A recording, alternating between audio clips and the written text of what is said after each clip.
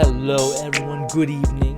I hope everybody's having a lovely night. This is the Bodacious Rant with Burn and Rye, and we are here to talk about the latest horror movie to grace our presence, Halloween Kills, the long-awaited sequel. Well, technically, threequel, like third in a not trilogy of David Gordon Green and Danny McBride's Halloween from 2018, the one we were talk about in our revisit. And I have no words for how disappointing it was. I mean, I have the words. This is the most disappointing of the year for me so far.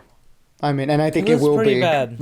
Unless the next few releases just totally bomb. This is going to be my most disappointing movie of the year so far, and that's really sucks to say. It really does. I was looking forward to this movie so much, and I was really hoping it was gonna be good. Maybe I was thinking, I saw some of the reviews that maybe the critics were just maybe being super uptight about it, and it was gonna be enjoyable. Mm-hmm. And to be honest, it wasn't even that. It was just, I don't know. Maybe I'm not as much of a horror fan as other people will be, because I'm sure people are going to be like, dude, it was fantastic. It was like a horror movie. I'm like, I just wasn't feeling it. It was not, compared to what we had in 2018, that set the standard. And this one completely just almost like threw it away. Like, oh, forget that. We're done with that. It's like, why? Yeah. This was the movie I was afraid 2018 was going to be. Like, all of my fears going into that movie, this was the one that ended up bringing all those things. And I was like, oh, man. And especially after how good, 2018 was, this is like even more of a disappointment. You know what it reminds me of? And actually, this is kind of, it's kind of like relevant because I just like recently watched those movies. But it feels like what happened with, Skyfall and how good that was. And then the same creative team comes back to do Spectre, and that movie was just so disappointing. This is just like that. Like the same team from the Halloween 2018 is back, and they're doing this movie. And it's like, how does the quality drop this much? I don't understand. I will say this. I did start rewatching Spectre. I actually ended up buying it because I'm like, you know what? No Time to Die was so great. I got to get Spectre to complete my vision for No Time to Die. It's not as bad as I remember, but yeah, same basic principle. You go from a movie that's one of the best in the series, and then just completely drop off with quality and just story content. But yeah, this one just it sacrificed story and actually some cool character moments with over the top kills, a lot more violence, and just unnecessary stuff. Like, there were some moments and I'm like, why did this have to be mentioned? Why is this even in here? But I think hopefully this will pay out in Halloween Ends coming out next year. I saw something that it is just next year coming out, so we will have to see. But that's really a not a great gamble to bet on your last movie to do well, because most trilogies / like sequel movies, the very last one's rarely ever the best one or that great, to be honest. So I think Halloween just is one of those horror movie franchises that has that curse. It can't do any better than maybe its first and second movie, and then it just completely dies off.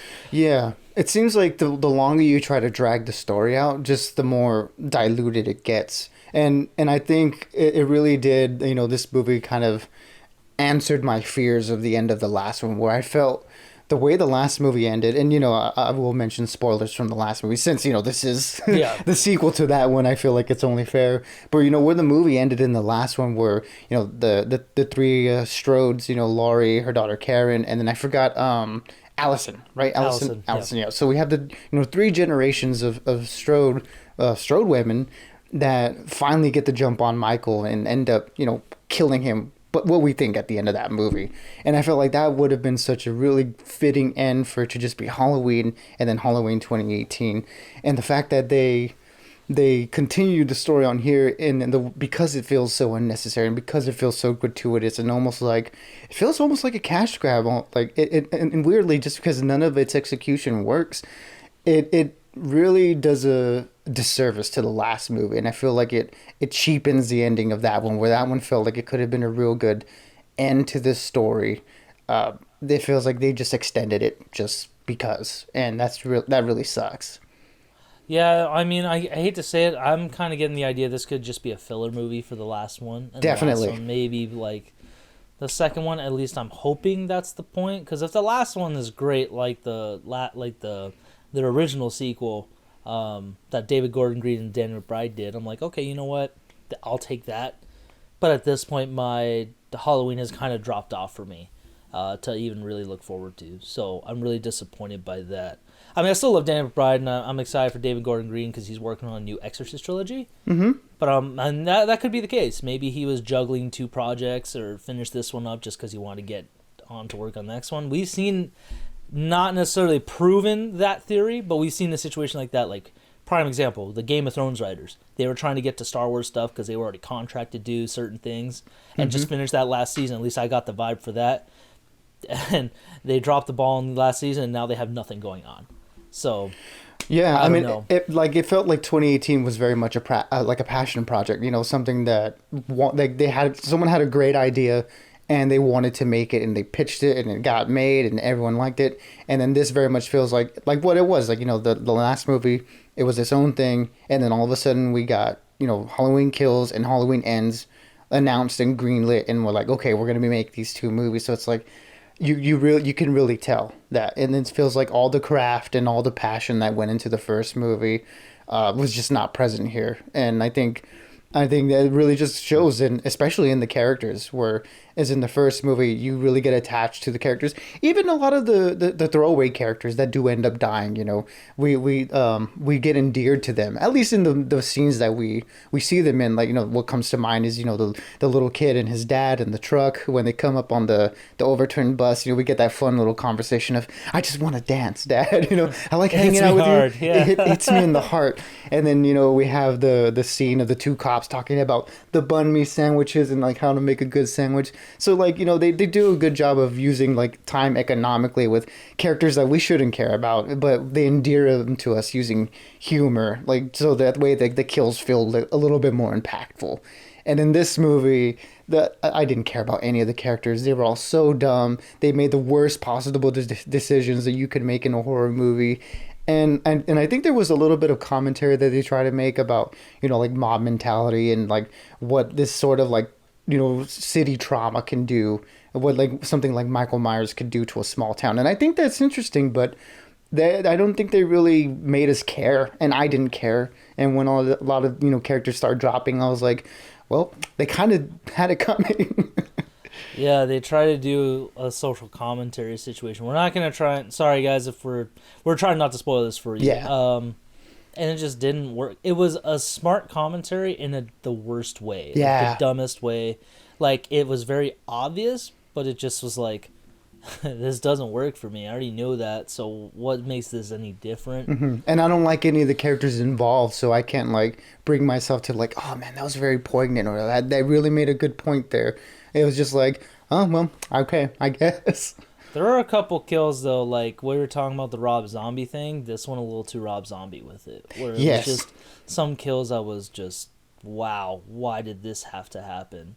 And so I kind of felt bad, but I'm just gonna get straight to it. Let's stop beating a dead horse. My rating for this one is gonna be just 2 out of 5, just because I still love the core characters of, you know, played by Judy Greer. I forgot the granddaughter's name, something Matichika or something like that, and then Andy Matichek. Thank you, and Jamie Lee Curtis and Will Patton. Those were definitely like the anchors of this movie. Anthony Michael Hall was really good in it as well. For those of you who don't know or can't really put a finger on it, he was from The Breakfast Club as a little kid. Mm-hmm. He was a little nerdy kid, so that was cool seeing him. But overall, this movie was just not a great sequel. Just over the top, drawn out for no reason, and just dumb ending too. That's all I'm gonna say. Yeah, everything that you just said is my favorite thing. No, I agree with everything you said. You know, it is a 2 out of 5 for me. I do think there are really good filmmaking moments here, and I do think there are moments of really good writing and really good directing and pacing, especially in certain sections that I don't want to refer to in the event that someone is looking forward to this movie and wants to see it. There are moments here like really good really good direction and stuff, and really good callbacks to the old movies, and those sections really worked for me, and it makes it even more disappointing that the rest of the movie didn't work, because I could tell that there is a really good director here and a really good writer here, and it just seemed like it just didn't come together for this movie. And the way it ended didn't leave me excited for the next one. But if the next one can kind of wrap it up and end on a really satisfying note, I could see it making this movie better, because this movie very much feels like you said, a filler movie, and it feels like a setup for something else other than existing on its own merits, you know. So yeah, it's a 2 out of 5 for me. I mean, the movie is called Halloween Kills, and you do get a lot of kills here. So if you're into like the gratuitous horror violence, then this movie's gonna deliver for you. But if you're looking for anything else other than that, you don't get it. Exactly. But it is available. It's everywhere in theaters. It is on Peacock, the NBC app. So if you do want to, if you have that at home or know someone has it at home, I recommend watching it at home. I don't say it's worth the theater for this one, to be honest. But again, to each their own. If you guys do end up seeing it, please let us know what you like in the comments. Are we crazy for thinking what we're thinking, or do you guys you guys see what we're talking about? Let us know. And stay bodacious. Keep on ranting. Above all, stay safe. And Burn, I will talk to you later, my brother. All right, man. I'll see you on the next one. Everybody be good, be safe, and lock your back doors. Always lock your doors. Always. Especially in LA. Yes. Peace out, man. Adios.